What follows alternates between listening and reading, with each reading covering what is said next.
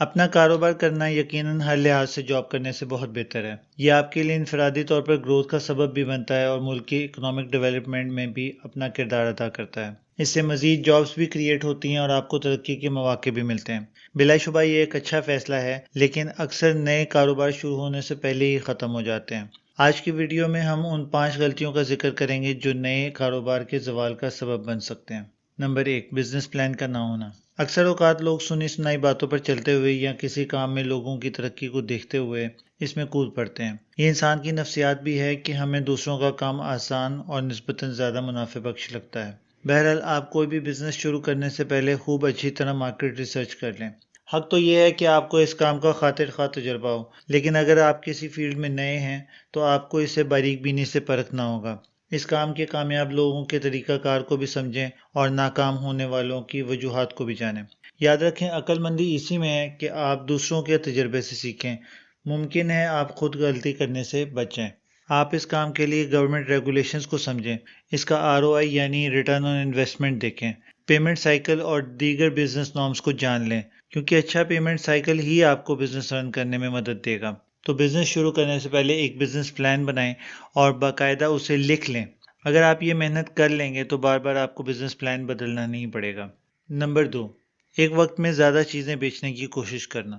One window solution دینا اور products کی فل رینج ہونا یقیناً بہتر ہے، لیکن اگر آپ نیا کاروبار کر رہے ہیں اور اس کا تجربہ بھی نہیں ہے اور انویسٹمنٹ بھی کم ہے تو اپنی پروڈکٹ لائن کو اسپیسیفک اور محدود رکھیں۔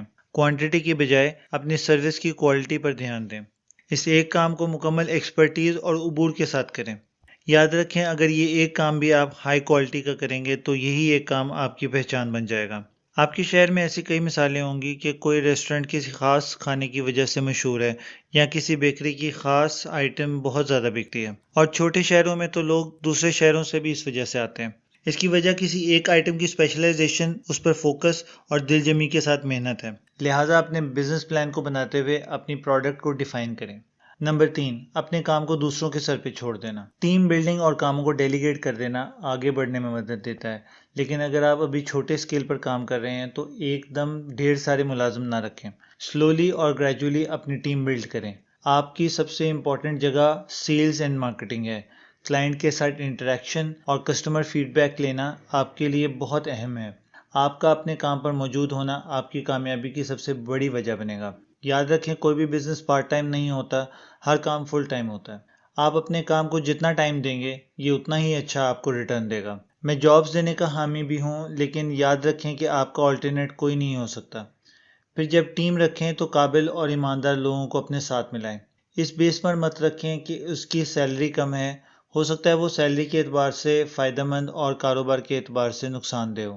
نہ ہی اس بنیاد پر رکھیں کہ اس کے پاس کلائنٹس زیادہ ہیں۔ اگر وہ ایک جگہ سے کلائنٹس لے کر آپ کے پاس آ رہا ہے تو کل آپ کے کلائنٹس لے کر کہیں اور بھی جا سکتا ہے۔ نمبر 4، اپنی گڈ ول بنائیں۔ اچھی گڈ ول کسی بھی کاروبار کا سب سے بڑا ایسٹ ہوتی ہے۔ یہی گڈ ول آپ کے نام کو برانڈ میں تبدیل کر دیتی ہے۔